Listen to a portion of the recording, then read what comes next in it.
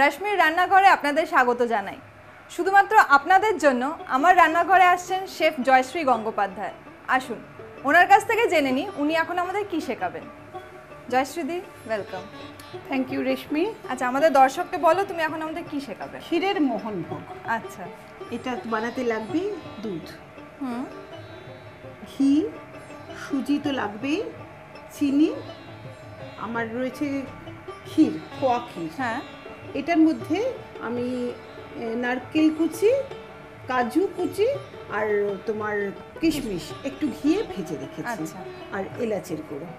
ঠিক আছে, তাহলে শুরু করি। হ্যাঁ, কি লাগবে বলো। তুমি একটা দুধ চাল দেওয়ার কিছু আমাকে দাও। ছোট দেবো না বড় দেবো? ছোট দাও। গ্যাসটা জ্বালিয়ে দাও। হুম,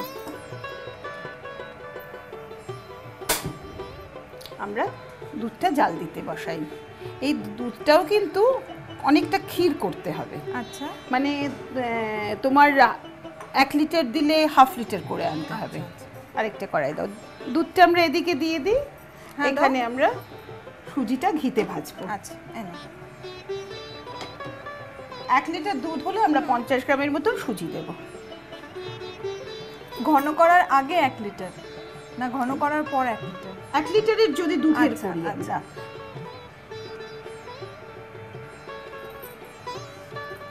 তুমি আমাকে একটা খুন্তি দাও।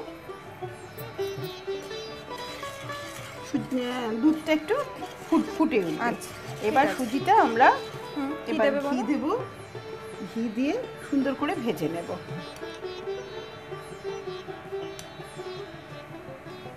একটু ঘিও বেশি পড়বে। যে কোনো ঘিয়ের মিষ্টিতে তোমার যদি ঘি বেশি দাও খুব টেস্ট হয়। একটু সুন্দর গন্ধ বেরোচ্ছে না? হ্যাঁ। সুজি ভাজার একটা সুন্দর গন্ধ আছে। দেখো সুজিটা কিন্তু একদম ভাজা হয়ে গেছে। হ্যাঁ। এটা তুমি বন্ধ করে দাও। আচ্ছা, আচ্ছা, এবার আমাকে দুধটা আমি এটা দিয়ে নাড়তে শুরু করি। এর মধ্যে আমি একটু ক্ষীরটা মিশিয়ে দেবো। না পুরোটা একবারে না ঢেলে দেওয়া বোধহয় উচিত নয়।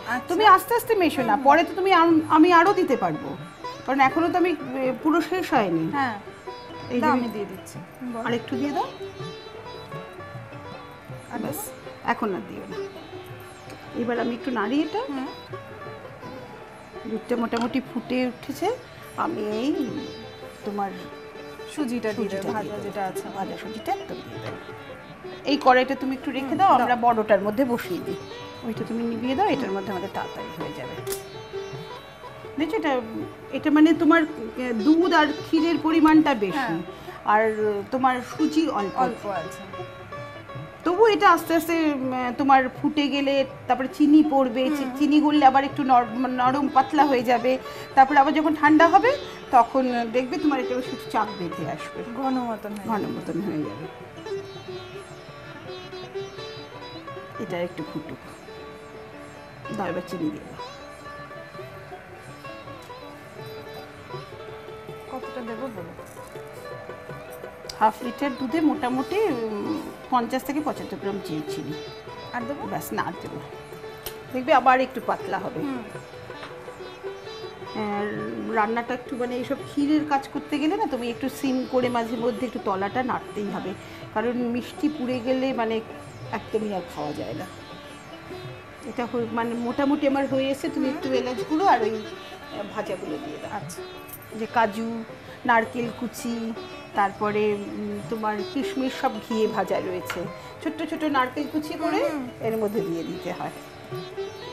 এটাই বিশেষত্ব আর কি ক্ষীরের মোহনভোগের। ওটা পুরোটা দিয়ে দাও। পুরোটা দিয়ে দেবো।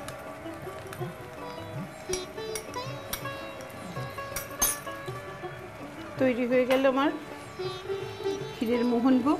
একটু আমি ঘি ছড়িয়ে দিতে পারি উপর থেকে।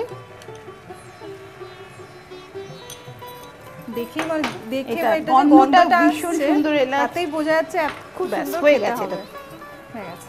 তুমি আমাকে একটা এটাতে সার্ভ করবে? এটা সার্ভ করে।